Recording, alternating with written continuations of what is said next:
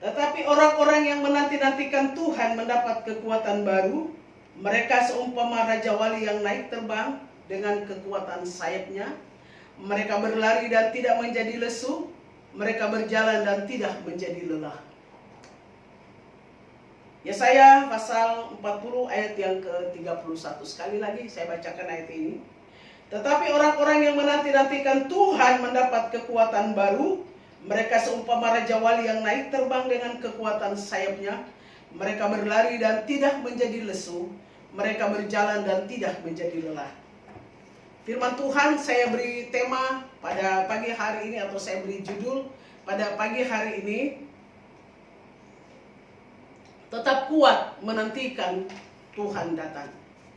Tetap kuat menantikan Tuhan datang. Kemarin saya berbicara tentang kita menantikan Tuhan datang, ya. Yesus datang menjemput kita. Dan kita tetap kuat menantikan Tuhan datang. Puji Tuhan. Ketika kita membaca firman Tuhan ini yang ditulis oleh Nabi Yesaya, bahwa orang-orang yang menantikan Tuhan mendapat kekuatan baru. Saya akan bagi dalam 3 poin. Ya. Poin pertama adalah tetap kuat di dalam Tuhan. Poin yang pertama, tetap kuat di dalam Tuhan. Dan yang kedua, berlari-lari kepada tujuan Tuhan. Berlari-lari kepada tujuan Tuhan. Yang ketiga, tidak menjadi lelah. Dan puji Tuhan, mari kita akan melihat poin yang pertama. Poin yang pertama, kita buka firman Tuhan di dalam Lukas pasal 3. Lukas pasal 21 ayat yang ke-36.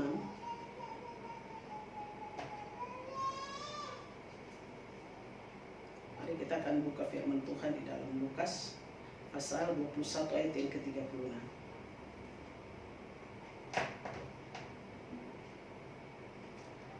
Berjaga-jagalah senantiasa sambil berdoa, supaya kamu beroleh kekuatan untuk luput dari semua yang akan terjadi itu, dan supaya kamu tahan berdiri di hadapan Anak Manusia. Berjaga-jagalah senantiasa sambil berdoa. Bapak Ibu, untuk kita mendapat kekuatan dari Tuhan, menantikan Tuhan, hal yang pertama adalah kita berdoa. Memang hidup ini dalam perjalanan iman kita pasti akan mengalami banyak perubahan. Yang tadinya kita bersemangat, ya, kita bersuka cita, kita dalam suasana yang berbahagia, itu bisa berubah. Kita dalam suasana ibadah kita, rohani kita, grafik rohani kita sedang naik, bisa berubah, dia bisa turun, ya. Jadi bisa naik turun, bisa naik turun. Nah, itu sebabnya ada kekuatan yang kita perlu dari Tuhan, yaitu melalui doa. Kita perlu kekuatan melalui doa, bahwa doa itu sangat penting bagi kita, karena doa itu akan menopang hidup kita. Doa itu akan menopang rumah tangga kita. Doa itu akan menopang ekonomi kita. Doa itu akan menopang semua aktivitas kita. Kita banyak berdoa, kita mendapat kekuatan, dan ada berkat. Yaitu berkat kita sehat, kita kuat, tidak ada akan jadi ada pada waktu kita berdoa. Itu sebabnya kita bangun kekuatan doa setiap hari. Kita tidak boleh berhenti berdoa. Dalam situasi apapun, kita terus berdoa. Karena dalam Yesaya ini katakan, orang yang menanti-nantikan Tuhan mendapat kekuatan baru. Jadi ketika kita tahu bahwa Yesus akan datang untuk menjemput kita, salah satu yang harus kita bangun dan kekuatan kita bangun dalam hidup kita adalah dengan kita berdoa. Artinya kita bersekutu dengan Tuhan, sehingga kita memperoleh kekuatan dari Tuhan. Itu sebabnya Lukas ini mengatakan demikian, bahwa kita harus berdoa. Berjaga-jagalah senantiasa sambil berdoa. Berjaga-jaga artinya kita lihat sekeliling kita, keadaan kita. Kita juga harus berdoa, dan berdoa terus menerus. Yesus mengajarkan kita untuk berdoa. Kita belajar dari Yesus karena Yesus sendiri berdoa untuk apapun dia berdoa. Pada waktu dia naik di atas kayu salib, pada waktu dia ditangkap di Taman Getsemani, dia sedang berdoa untuk menghadapi segala penderitaan, menghadapi badai, kita menghadapi hal-hal yang berat dalam hidup kita. Kita harus berdoa. Kalau ketika kita berdoa, maka kita mendapat kekuatan dari Tuhan. Itulah yang disebutkan oleh Yesaya. Orang yang menanti-nantikan Tuhan mendapat kekuatan baru. Itu sebabnya kita gereja Tuhan, kita harus kuat dengan berdoa. Bapak Ibu, ini adalah salah satu bagian yang harus kita lakukan dalam hidup kita, yaitu kita berdoa. Orang-orang yang berdoa dan tidak berdoa itu akan kelihatan. Orang-orang yang berdoa itu dia kuat ya.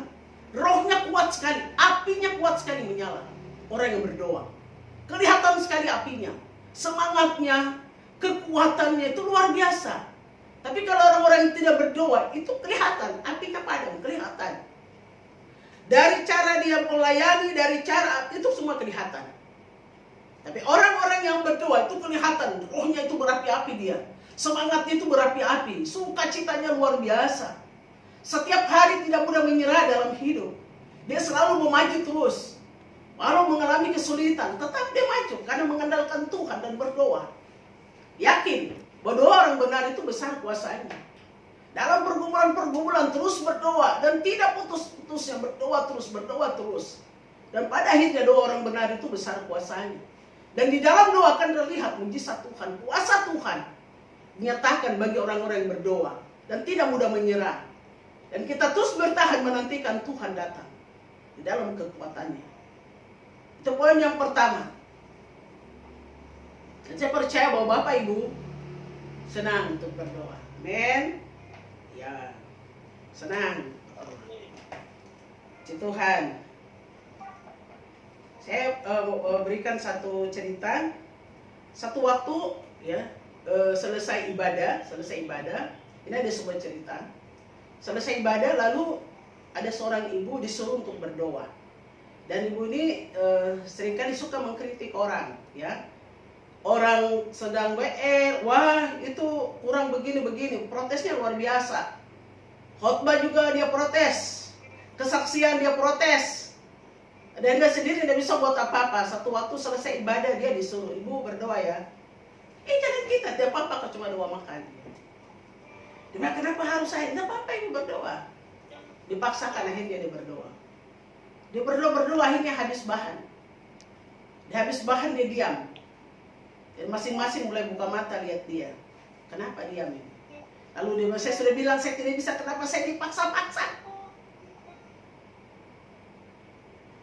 Bapak Ibu, kalau kita menjadi penonton, biasanya penonton itu banyak kritiknya. Coba kalau kita sendiri ikut berjuang di dalam, ya, rasakan bagaimana beratnya kita berjuang. Kalau jadi supporter itu, wah bisa saja kita. Tapi jauh lebih baik, mari kita terjun, kita berjuang. Kita menantikan Tuhan. Maka kita akan rasakan bahwa ketika kita berdoa, kita sendiri rasakan bagaimana kita berdoa. Dan Tuhan membukakan jalan bagi kita. Tuhan memberikan banyak mujizat kepada kita. Dan kita tetap kuat. Kita sukacita, kita bertahan menantikan Tuhan datang. Itu poin pertama. Lalu kita lihat ilustrasinya sebagai burung Raja Wali, sebagai seekor burung Raja Wali. Burung Raja Wali itu ada burung yang kuat.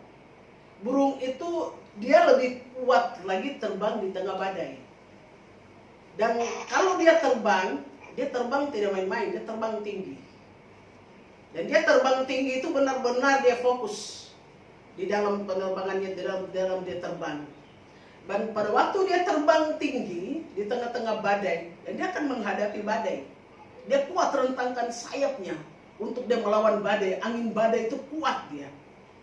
Dan terus dia terbang sampai kepada tujuan dia. Itu burung Raja Wali dia. Kuat sekali dia. Dan matanya tajam. Dan dia kalau dari jauh sudah kejar untuk sasarannya, mangsanya, dia harus dapat. Dia tidak menyerah dia. Itu burung yang paling kuat. Burung itu paling kuat. Dan kalau dia terbang tinggi, ya, Kita juga pernah rasakan bagaimana kita naik pesawat, Bapak Ibu. Kalau kita naik pesawat tinggi, maka pemandangan itu makin hari akan hilang. Kalau kita lihat ke bumi makin hari hilang karena ditutup oleh awan. Demikian juga kalau kita diumpamakan sebagai Raja Wali, sebagai burung Raja Wali. Ketika kita terbang di tengah-tengah badai, masalah yang menerjang hidup kita, semakin kita terbang tinggi di dalam kekuatan Tuhan, masalah yang besar tadinya kita lihat, semakin hari dia akan makin kecil dan makin menghilang. Karena kita sudah terbang dalam kekuatan Tuhan. Tanpa kita sadari, Tuhan menyelesaikan dengan cara Tuhan yang ajaib. Tuhan punya cara menyelesaikan masalah kita. Pegang itu. Yakin dengan Tuhan, berdoa dengan Tuhan. Melihat burung Raja Wali. Dia terbang di tengah badai. Tuhan izinkan badai itu supaya kau kuat. Kau melihat mujizat Tuhan lebih besar lagi. Tuhan akan menyatakan itu di dalam hidupmu. Kepada orang-orang yang berharap dan percaya kepada Tuhan. Itu ilustrasi burung Raja Wali. Dia akan kuat di tengah, dia akan terbang kuat di tengah badai. Itu sebabnya kita diumpamakan sebagai burung Raja Wali. Kita akan kuat, bertahan di dalam Tuhan. Karena pertama kita berdoa. Dan kita mengandalkan Tuhan di dalam hidup kita. Poin yang kedua. Dan kita berlari-lari kepada tujuan. Filipi 3 ayat yang ke-14. Filipi 3 ayat yang ke-14. Filipi 3 ayat 14 berkata demikian.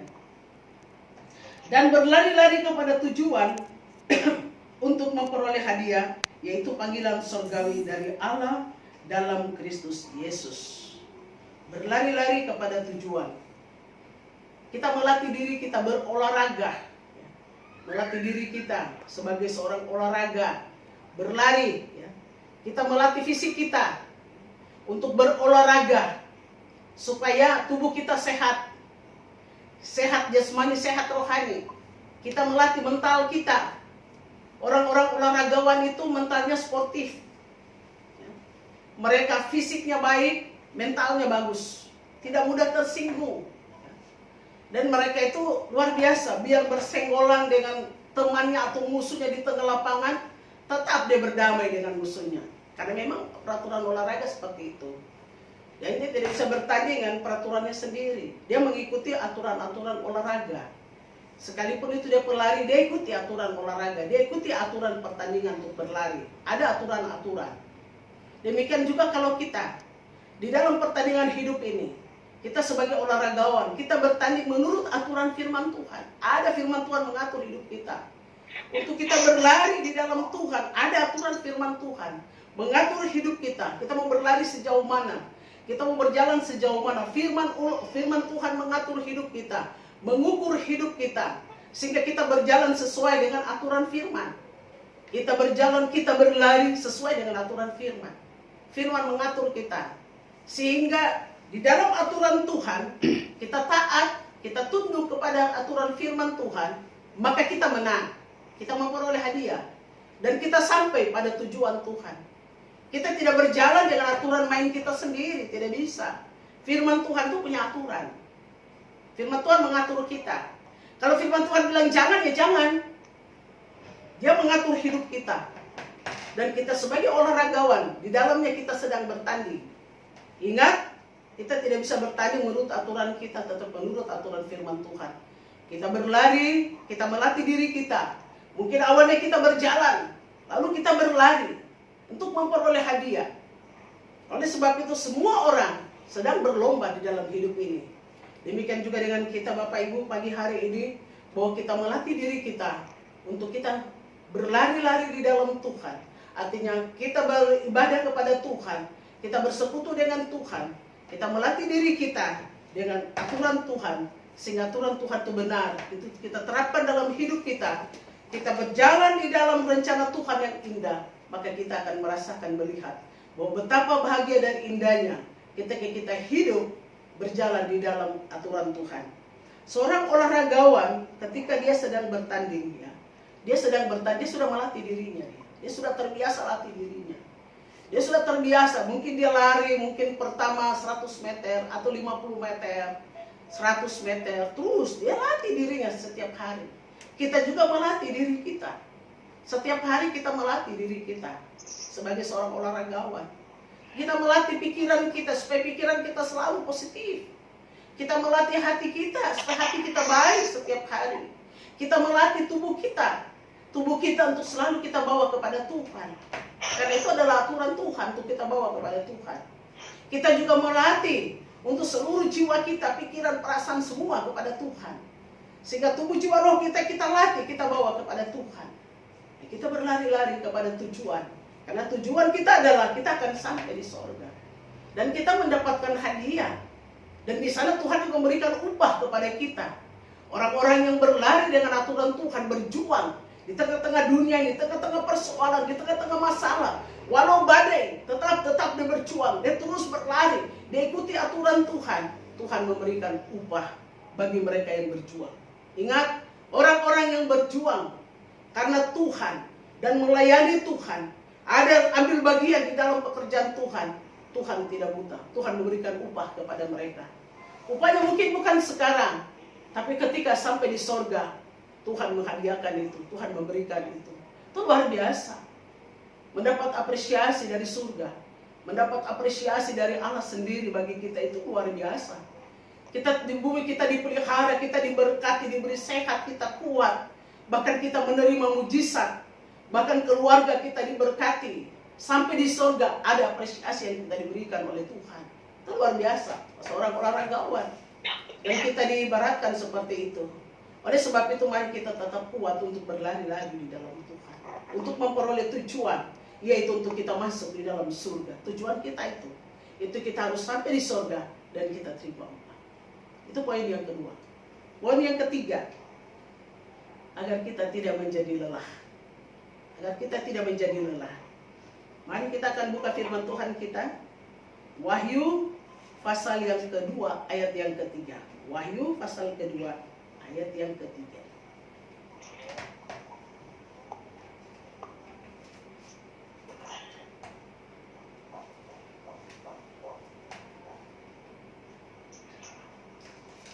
Wahyu pasal kedua ayat yang ketiga. Dan engkau tetap sabar dan menderita oleh karena namaku, dan engkau tidak mengenal lelah. Engkau tetap sabar nih. Di dalam kitab Wahyu ini, dan engkau tetap sabar, perhatikan. Dan menderita oleh karena namaku, dan engkau tidak mengenal lelah. Berikutnya adalah kita tetap sabar walaupun kita mengalami banyak penderitaan.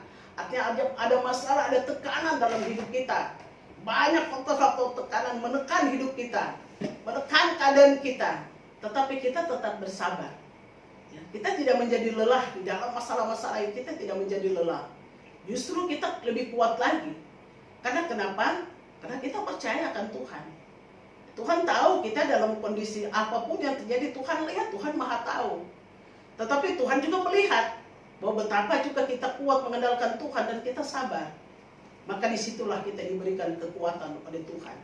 Tetapi kita lihat lagi satu ayat lagi, masih kita lihat di dalam Yesaya 40 tadi, tapi kita lihat ayat yang ke-29 dikatakan demikian. Ia memberikan kekuatan kepada yang lelah dan menambah semangat kepada yang tiada berdaya. Dia memberi kekuatan kepada yang lelah. Apabila kita hidup ini jalan tidak pernah rasa lelah, pasti kita ada lelahnya. Ya fisik kita kan terbatas. Kerja dari pagi sampai sore tidak mungkin, kita ada lelahnya, pasti kita ada istirahatnya. Tetapi kalau yang lelah itu adalah iman kita, nah ini yang perlu kita topang supaya tidak menjadi lelah. Itu harus ditopang. Ditopang dengan doa, ya.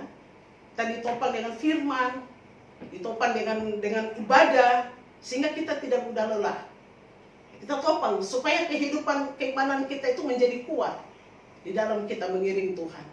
Ya. Ada orang yang di awalnya itu semangatnya luar biasa, tapi dia akan menyerah di tengah jalan. Karena ada banyak faktor yang menghalangi dia. Oleh sebab itu, Bapak Ibu, bagi kita pagi hari ini bahwa ketika di dalam poin yang kedua ini kita melihat bahwa kita menjadi sebagai seorang olahragawan, kita berlari-lari kepada tujuan, kita ikuti aturan. Artinya kita taat di dalam firman. Begitu kita taat di dalam firman, kita tidak mudah lelah. Kita tidak mudah lelah. Kita taat kok. Masalah boleh ada. Begitu kita taat, kita melihat kuasa Tuhan. Kita melihat mujizat Tuhan. Tidak mudah lelah. Karena kita beribadah, kita berdoa, kita ikuti aturan Tuhan, hidup dalam firman Tuhan, kita mendapat kekuatan. Bahkan amat kita mendapat mujizat Tuhan. Kita diberi lagi semangat. Orang yang di tengah-tengah kelelahan, keletihannya, ketika dia beristirahat, dia duduk sejenak beristirahat, makan, minum, istirahat, lalu kuat lagi jalan. Itu sebabnya kita perlu untuk menikmati makanan rohani. Kita juga perlu untuk beristirahat. Secara fisik juga perlu kita beristirahat. Kita juga perlu tenang supaya kembali lagi pikiran kita fresh. Kita juga Tuhan berikan kita hikmat, menuntun kita untuk apa yang kita kerjakan dalam kehidupan kita sehari-hari. Kita juga perlu diberikan hikmat pengurapan Tuhan untuk kita menjalani hari-hari kita supaya kita tidak lelah. Semua bersumber dari Tuhan. Kita kembalikan kepada Tuhan, kita memperoleh kekuatan, sukacita, damai sejahtera, penghiburan dari Tuhan, supaya kita tetap kuat berjalan di dalam Tuhan. Sebagai ayat yang terakhir, kita baca dalam Roma pasal 12 ayat 11 dan 12. Roma pasal 12 ayat 11 dan 12. Janganlah hendaknya kerajinanmu kendor, biarlah rohmu menyala-nyala dan layanilah Tuhan. Bersukacitalah dalam pengharapan, sabarlah dalam kesesakan, dan bertekunlah di dalam doa. Saya baca ulangi lagi. Janganlah hendaknya kerajinanmu kendor, biarlah rohmu menyala-nyala dan layanilah Tuhan. Bersukacitalah dalam pengharapan, sabarlah dalam kesesakan, dan bertekunlah di dalam doa. Amin. Bapak Ibu, saya percaya Tuhan menolong kita, Tuhan memberkati kita pagi hari ini. Tetap kuat, tetap bersemangat, kita menantikan kedatangan Tuhan. Kita akan kuat, kita percaya ketika Tuhan datang, Tuhan mendapat kita kuat, kita menantikan Dia, dan kita dijemput oleh Tuhan. Tuhan memberkati kita. Mari kita masuk.